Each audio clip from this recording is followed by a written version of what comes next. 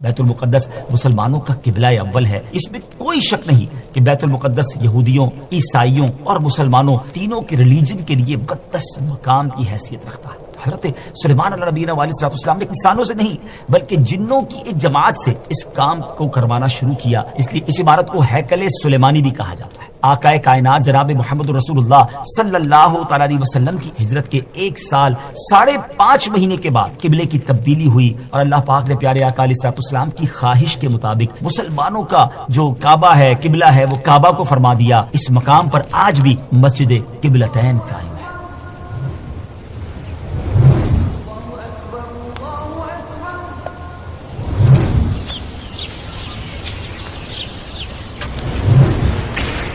السلام علیکم ورحمۃ اللہ وبرکاتہ۔ ویورز کیسے ہیں آپ؟ سب ٹھیک ہیں؟ ایک بار پھر قیامت کی نشانیاں ایپیسوڈ لے کر حاضر ہیں، اور آج کی ایپیسوڈ بڑی امیزنگ ہے۔ ایک ایسا تفصیلی واقعہ ہے کہ جب اس کو سنتے ہیں، پڑھتے ہیں تو ایمان تازہ ہو جاتا ہے۔ یاد رہے کہ اللہ پاک کے آخری نبی جناب محمد عربی صلی اللہ تعالی علیہ وسلم نے غیب کی خبر دیتے ہوئے اپنی امت سے ارشاد فرمایا کہ قیامت سے پہلے 6 چیزیں گن کر رکھو۔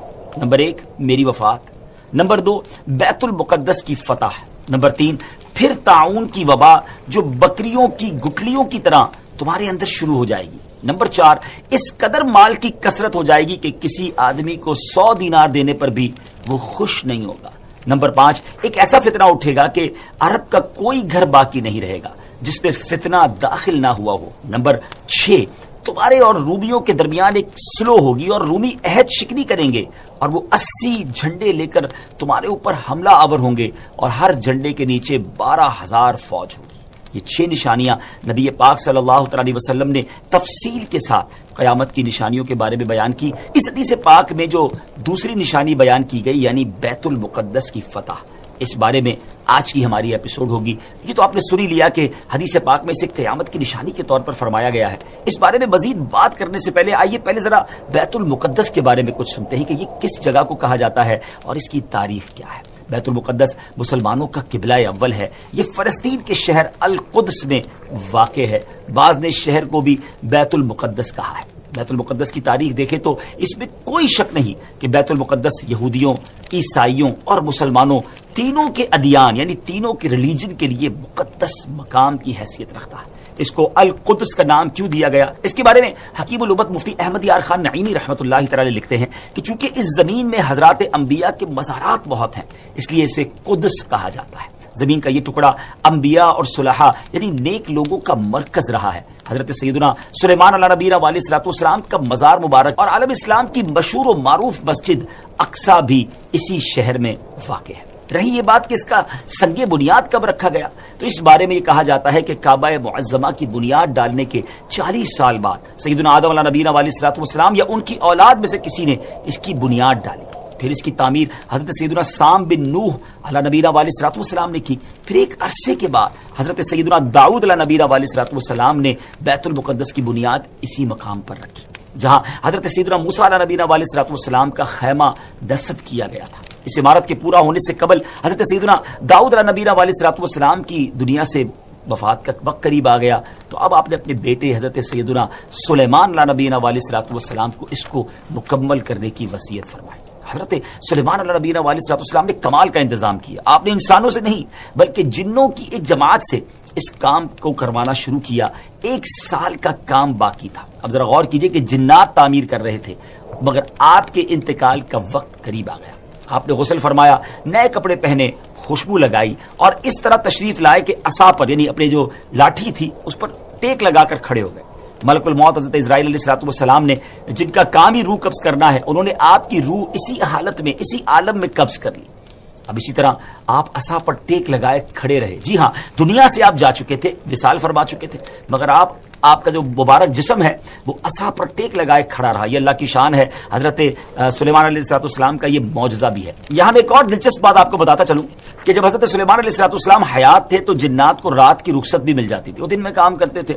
حضرت سلیمان علیہ السلام بھی آرام کرنے چلے جاتے تھے، مگر آپ چونکہ اب کھڑے ہی تھے تو اب جنات کو دن رات راؤنڈ دا کلاک کام کرنا پڑ گیا۔ ہر وقت وہ آپ کھڑے رہے تو آپ کو اجازت مانگتے تھے، لیکن کسی میں ہمت نہیں ہوتی تھی کہ وہ اجازت مانگنے آپ سے مانگے، تو آپ سے اجازت بھی نہیں مانگ سکتے تھے۔ تو جنہوں نے 4 سال تک یک لخت، جی ہاں all the way، دن رات برابر کام کیا۔ اچھا، حضرت سلیمان علیہ السلام جو ہے وہ عصا پر کھڑے ہیں، نہ جسم میں کوئی تبدیلی آ رہی ہے۔ اللہ اکبر، یہ بھی اللہ کے نبی کی شان دیکھی۔ اس کی تعمیر کی تکمیل چونکہ حضرت سلیمان علیہ السلام کے زیر نگرانی ہونی تھی، اس لیے اس عمارت کو ہیکل سلیمانی بھی کہا جاتا ہے۔ بیت المقدس کی روشنی کا انتظام بھی نرالے انداز میں ہی کیا گیا۔ وہ اس طرح کہ حضرت سلیمان علیہ السلام نے بیت القدس کی مسجد کو سنگ مرمر سے اور ہیروں، موتیوں اور یاقوت سے بنوایا، اور بیت المقدس کے گنبد کے سرے پر کبریت احمر، یہ سرخ گندک جی تھی، اس کا اہتمام کیا۔ اس کی روشنی کئی میلوں تک پہنچتی تھی۔ اللہ اکبر۔ اچھا ناظرین، جیسے اس کی تعمیر کا وقت پورا ہونے لگا تو اللہ کی شان دیکھیں کہ آپ کے اس عصا کو، اس لکڑی کو دیمک نے کھایا اور آپ کا جسم زمین پر تشریف لایا۔ پھر لوگوں کو بھی پتہ چلا اور جنات کو بھی پتہ چلا کہ حضرت سلیمان علیہ السلام دنیا سے جا چکے ہیں۔ سبحان اللہ، اتنی شاندار یہ عبارت ہے۔ بیت المقدس کی خدمت کے لیے کثیر خادمین حاضری دیتے رہتے۔ ایک وقت ایسا آیا کہ حضرت سیدنا زکریا علیہ نبی علیہ السلام کے مبارک زمانے میں بیت المقدس کے خدام کی تعداد 4000 تھی، اور خدام کے 27 یا 70 سردار تھے، جن کے امیر سیدنا زکریا علیہ نبینا علیہ السلام تھے۔ حضرت سیدنا آدم علیہ السلام سے لے کر حضرت سیدنا موسیٰ علیہ نبینا علیہ السلام تک کعبہ یعنی بیت اللہ شریف ہی کعبہ رہا۔ پھر حضرت سیدنا موسیٰ علیہ نبینا علیہ السلام سے لے کر حضرت سیدنا عیسیٰ علیہ السلام تک بیت المقدس قبلہ رہا۔ جب آقائے کائنات جناب محمد رسول اللہ صلی اللہ تعالی علیہ وسلم کی آمد ہوئی اور آپ نے اعلان نبوت فرما کر اسلام کی تعلیم اور اشاعت کا سلسلہ شروع کیا، تو مکہ مبارک میں جتنا عرصہ رہے اس وقت تک بھی مسلمان بیت المقدس کی طرف رخ کر کے عبادت کرتے تھے۔ پھر نبی پاک علیہ السلام نے مدینے کی طرف ہجرت فرمائی، اور ہجرت کے بعد مدینہ منورہ میں بھی مسلمان 16 یا 17 مہینے تک بیت المقدس کی طرف رخ کر کے نمازیں پڑھتے رہے۔ ہجرت کے 1 سال 5.5 مہینے کے بعد 15ویں رجب پیر کے دن مسجد بنی سلمہ میں نماز ظہر کے درمیان قبلے کی تبدیلی ہوئی، اور اللہ پاک نے پیارے آقا علیہ السلام کی خواہش کے مطابق مسلمانوں کا جو کعبہ ہے، قبلہ ہے، وہ کعبہ کو فرما دیا، اور اب مسلمان کعبے کی طرف رخ کر کے نماز ادا کرنے لگے۔ اس مقام پر آج بھی مسجد قبلتین قائم ہے۔ حضرت سلیمان علیہ السلام کے بعد بنی اسرائیل کے زوال کے ساتھ ہی بنی اسرائیل 2 حصوں میں منقسم ہو گئے، تقسیم ہو گئے۔ ہیکل سلیمانی کی عزت میں بھی کمی آ گئی۔ ویسے تو ہیکل سلیمانی پر کئی حملے ہوئے، مگر ایران کے بادشاہ بخت نصر نے جو فلسطین پر حملہ کیا تھا، اس میں ہیکل سلیمانی کو مکمل طور پر مسمار کر دیا اور بڑے پیمانے پر یہودیوں کا قتل عام کیا۔ تورات جلا دی گئی، اور اس وقت یہودی غلاموں کو دریائے فرات کے کنارے آباد کیا گیا، اور انہوں نے اس بستی کا نام تل ابیب رکھا۔ اس کے بعد ایران کے پہلے کسرا خسرو نے یہودیوں کو واپس فلسطین جانے کی اجازت دے دی۔ تب وہ جنوبی فلسطین میں آ کر آباد ہوئے اور ہیکل سلیمانی کی اثر نو تعمیر کی، مگر یہ تعمیر بھی زیادہ عرصے قائم نہ رہ سکی، اور 70 عیسوی میں روم کے بادشاہ توتس نے ایک مرتبہ پھر ہیکل سلیمانی پر حملہ کیا، اسے مسمار کر دیا، اور یہودیوں کو فلسطین کے جنوبی حصے سے بھی نکال دیا۔ یوں فلسطین مکمل طور پر یہود سے خالی ہو گیا تھا۔ حضرت عمر فاروق رضی اللہ تعالیٰ عنہ کے عہد خلافت میں جب فلسطین فتح کیا گیا، اس وقت وہاں عربی النسل قبائل آباد تھے۔ اسلامی لشکر کے سپہ سالار سیدنا ابو عبیدہ بن جراح رضی اللہ تعالیٰ عنہ نے فتح یرموک کے بعد اسلامی لشکر کے ساتھ آپ دمشق آ چکے تھے۔ آپ نے اپنے اصحاب سے مشورہ کیا کہ قیصاریہ روانہ ہو یا بیت المقدس۔ حضرت سیدنا معاذ بن جبل رضی اللہ تعالیٰ عنہ کے مشورے پر عمل کرتے ہوئے سیدنا فاروق اعظم رضی اللہ تعالیٰ عنہ کی بارگاہ میں ایک مکتوب روانہ کیا گیا، دونوں شہروں میں سے کس شہر کا انتخاب کیا جائے۔ سیدنا فاروق اعظم رضی اللہ تعالیٰ عنہ نے جلیل القدر صحابہ کرام علیہ رضوان سے جب مشورہ کیا تو مولا علی شیر خدا کرم اللہ تعالیٰ وجہ الکریم نے فرمایا کہ اے امیر المومنین، آپ اسلامی لشکر کو بیت المقدس کی طرف روانگی کا حکم دیں۔ وہ پہلے بیت المقدس کو فتح کرے، پھر قیصاریہ کی طرف جائیں، کیونکہ رسول پاک علیہ السلام نے پہلے مجھے بیت المقدس کی فتح اور بعد میں قیصاریہ کی فتح کی خوشخبری دی تھی۔ یہ سن کر سیدنا فاروق اعظم رضی اللہ تعالیٰ نے فرمایا، اے ابو الحسن، آپ نے سچ کہا۔ پھر سیدنا ابو عبیدہ بن جراح رضی اللہ تعالیٰ کی طرف پہلے بیت المقدس اور پھر قیصاریہ روانگی کا حکم لکھ کر روانہ کر دیا۔ ڈیئر ویورز، ہے نا بڑی عجیب داستان، بڑی ایمان افروز داستان۔ سیدنا ابو عبیدہ بن جراح رضی اللہ تعالیٰ عنہ کو جیسے ہی امیر المومنین کا مکتوب ملا، آپ نے روزانہ 5000 مجاہدین لشکر بیت المقدس روانہ شروع کر دی، یعنی 5000 مجاہدین ڈیلی روانہ ہوئے۔ بیت المقدس کا جو قلعہ تھا، جو فورٹ تھا، وہ بڑا مضبوط تھا۔ رومیوں نے یرموک کا حال سن کر پوری تیاری کر رکھی تھی۔ اسلامی لشکر کے جاتے ہی انہوں نے قلعے کا محاصرہ کیا، اس کو سراؤنڈ کر لیا۔ حضرت ابو عبیدہ بن جراح رضی اللہ عنہ کے حکم سے روزانہ اس فورٹ پر، اس قلعے پر حملہ کیا جاتا۔ 11 دن تک حملہ کرتے رہے، مگر کوئی خاص پیش رفت نہ ہوئی، کوئی پروگرس نہ ہو رہی تھی۔ 11ویں دن خود سیدنا ابو عبیدہ بن جراح رضی اللہ عنہ، سیدنا خالد بن ولید رضی اللہ عنہ تشریف لائے۔ مجاہدین نے تکبیر و تحلیل کی صدائیں بلند کی، خوب نعرے لگائے، تو رومیوں کو بھی معلوم ہو گیا کہ اسلامی لشکر کا کوئی بڑا سردار آ گیا ہے۔ وہ سب پریشان ہوئے، اپنے سب سے بڑے راہب قمامہ کے پاس گئے اور ساری صورتحال بیان کی۔ جب اسے معلوم ہوا کہ مسلمانوں کا سردار آ گیا ہے، وہ بہت پریشان ہوا اور کہنے لگا، اب تمہاری ہلاکت نزدیک ہے، کیونکہ میں نے پچھلی کتابوں میں پڑھا ہے کہ ملک شام کو محمد الرسول اللہ صلی اللہ تعالی علیہ وسلم کا ایک سرخ رنگ کا صحابی فتح کرے گا۔ اگر یہ وہی سردار ہے تو صلح کے علاوہ اب تمہارے پاس کوئی دوسری صورت نہیں ہے۔ پھر وہ اسلامی لشکر کے سپہ سالار کو دیکھنے کے لیے قلعے کے دیوار پر آیا، سیدنا ابو عبیدہ بن جراح رضی اللہ عنہ کو بلایا۔ آپ رضی اللہ عنہ جب آگے گئے تو ان سے بھی وہی بات کی۔ حضرت ابو عبیدہ بن جراح نے کہا، یا تو تم اسلام قبول کر لو، یا جزیہ دے کر امان حاصل کر لو، پھر ہم سے جنگ کرنے کے لیے تیار ہو جاؤ۔ لیکن اس راہب قمامہ نے سیدنا ابو عبیدہ بن جراح رضی اللہ عنہ کی بات کا کوئی جواب نہ دیا، فقط خاموشی سے وہ بس آپ کو دیکھتا رہا اور پھر واپس چلا گیا۔ اس نے اپنی قوم سے کہا کہ یہ وہ شخص نہیں ہے جس کے بارے میں میں نے کتابوں میں پڑھا ہے، لہٰذا تم ان سے جنگ کرتے رہو، یہ تمہارا بال بھی بیکا نہیں کر سکتے۔ سیدنا ابو عبیدہ بن جراح رضی اللہ تعالیٰ عنہ نے بھی وہاں سے واپس آ کر اسلامی لشکر کو جنگ کا حکم دے دیا۔ روزانہ اسلامی لشکر اس فورٹ پر، اس قلعے پر حملہ کرتا، رومی تیروں کی برسات کرتے، دونوں طرف سے جانی نقصان بھی ہوتا، سپاہی زخمی بھی ہوتے۔ لڑائی 4 ماہ تک جاری رہی۔ جی ہاں ویورز، 4 منتھ تک یہ لڑائی جاری رہی۔ اہل شہر تنگ آ گئے، وہ دوبارہ اپنے جو سردار تھا، جو ان کا لیڈر تھا قمامہ، اس کے پاس گئے، ساری صورتحال بیان کی۔ وہ نصرانی راہب جو تھا وہ پھر قلعے کی دیوار پر آیا اور سیدنا ابو عبیدہ بن جراح رضی اللہ تعالیٰ عنہ سے کہنے لگا کہ ہم ہر حال میں تم سے جنگ کریں گے، البتہ ہمارے شہر کو صرف ایک ہی شخص فتح کرے گا جس کے اوصاف ہماری کتابوں میں لکھے ہوئے ہیں، وہ تم نہیں ہو۔ سیدنا ابو عبیدہ بن جراح رضی اللہ تعالیٰ نے فرمایا کہ تمہاری کتابوں میں اس کے کیا اوصاف لکھے ہوئے ہیں؟ اس نے کہا، ابو عبیدہ بن جراح رضی اللہ تعالیٰ عنہ نے آپ کی بارگاہ میں خبر معلوم کرنے کے لیے بھیجا ہے، حضور اگر آپ اجازت دے دیں تو میں جلدی واپس جا کر لشکر کو آپ کی آمد کی خوشخبری سنا دوں۔ آپ رضی اللہ تعالیٰ عنہ نے اسے اجازت دے دی۔ اس قافلے نے لشکر اسلام میں پہنچ کر سب کو خبر دے دی کہ الحمدللہ امیر المومنین شام کی حدود میں داخل ہو گئے ہیں۔ ہر شخص چاہتا تھا کہ وہ جائے استقبال کے لیے، مگر سیدنا ابو عبیدہ بن جراح رضی اللہ تعالیٰ عنہ نے لشکر کو وہیں ٹھہرنے کا حکم دیا اور خود امیر المومنین کی بارگاہ میں استقبال کے لیے حاضر ہو گئے۔ سیدنا ابو عبیدہ بن جراح رضی اللہ عنہ کا قافلہ امیر المومنین کے اس مدینے سے آنے والے مدنی قافلے سے ملا۔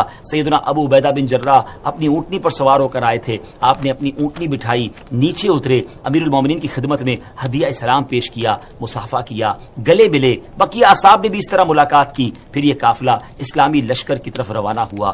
اللہ اکبر، سوچئے کیسا منظر ہوگا جب یہ قافلہ بیت المقدس پہنچا۔ مجاہدین نے نہایت شاندار استقبال کیا، تمام مجاہدین نے آپ سے ملاقات کی، آپ کی دستبوسی کی، پھر آپ نے ان سے نہایت فصیح و بلیغ خطبہ بھی دیا، تمام مجاہدین کو اعمال صالحہ، تقوی و پرہیزگاری وغیرہ اختیار کرنے کی نصیحت اور تنبیہ فرمائی۔ خطبے سے فارغ ہو کر سیدنا ابو عبیدہ بن جراح رضی اللہ تعالیٰ عنہ نے ملک شام کی جنگوں کو بالتفصیل بیان کیا، جنہیں سن کر فاروق اعظم رضی اللہ تعالیٰ عنہ کبھی روتے اور کبھی خوش ہوتے۔ دونوں میں گفتگو ہوتی رہی، یہاں تک کہ ظہر کا وقت ہو گیا۔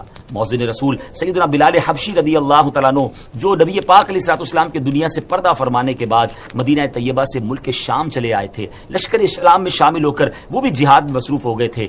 حضرت جناب رسول اللہ صلی اللہ تعالیٰ علیہ وسلم کی مثال ظاہری کے بعد آپ نے اذان کہنا چھوڑ دی تھی۔ اپنے آقا و مولا علیہ الصلوۃ والسلام کی جدائی اور فرقت کے رنج میں وہ ایسے شکستہ دل تھے کہ اذان دیتے وقت انہیں سخت غم اور جو ہے وہ رنج لاحق ہو جاتا تھا، محبوب کی یاد ستاتی تھی، اتنی گریہ و زاری ہوتی تھی کہ اذان کو کمپلیٹ کرنا مشکل ہو جاتا تھا۔ جب نماز ظہر کا وقت ہوا تمام مجاہدین نے امیر المومنین سے عرض کی کہ حضور حضرت بلال بھی موجود ہیں، ہم چاہتے ہیں کہ حضرت بلال کی اذان سنیں۔ نبی پاک علیہ الصلوۃ والسلام کے زمانے مبارکہ کی یاد تازہ ہو جائے گی۔ سیدنا فاروق اعظم رضی اللہ تعالیٰ عنہ نے سیدنا بلال حبشی کو حکم دیا، مجاہدین کی خواہش بیان کی۔ سیدنا بلال حبشی رضی اللہ تعالیٰ عنہ نے اذان تو بالکل چھوڑ دی تھی، کسی کے کہنے پر بھی اذان نہ دیتے تھے، لیکن فاروق اعظم رضی اللہ تعالیٰ عنہ کا حکم تھا اور بڑا وہ ادب بھی کرتے تھے، اس لیے اذان دینے کے لیے راضی ہو گئے۔ کیا منظر ہوگا، حضرت بلال حبشی رضی اللہ تعالیٰ عنہ نے اذان شروع کی، جیسی بلند آواز سے کہا اللہ اکبر اللہ اکبر، ان کی آواز میں وہ درد تھا کہ لشکر اسلام پر لرزہ طاری ہو گیا، مجاہدین کی آنکھیں اشکبار ہو گئی، محبوب اکرم کا زمانہ یاد آ گیا، اللہ اکبر، شام کی سرزمین میں مدینے کی یاد تازہ ہو رہی ہے۔ اس وقت رسول پاک علیہ الصلوۃ والسلام کے دیدار سے اپنی آنکھوں کو ٹھنڈا کیا کرتے تھے، مگر وہ دیدار اب کہاں نصیب۔ تمام مجاہدین شدت غم سے کانپنے لگے۔ سیدنا بلال حبشی رضی اللہ تعالیٰ عنہ اشہد ان محمد الرسول اللہ پر جب پہنچے تو پورے لشکر پر ایک کوہرام مچ گیا۔ صحابہ کرام علیہ رضوان نے اپنے محبوب آقا کی یاد میں وہ تڑپنے لگے، آہو بکا کا شور بلند ہو گیا۔ شدت غم سے مجاہدین ایسے تڑپتے کہ ابھی ان کے دل پھٹ جائیں گے، بعض پر تو بے ہوشی طاری ہو گئی۔ فاروق اعظم رضی اللہ تعالیٰ عنہ پر بھی گریہ طاری تھا، حضرت بلال حبشی رضی اللہ تعالیٰ عنہ کی حالت بھی ناقابل برداشت تھی، ایسا لگتا تھا کہ وہ اذان پوری نہ کر پائیں گے۔ اسلامی لشکر پر غم و اضطراب کی وہ کیفیت طاری تھی کہ رونے اور چیخنے کے سوا کچھ سنائی نہ دیتا تھا۔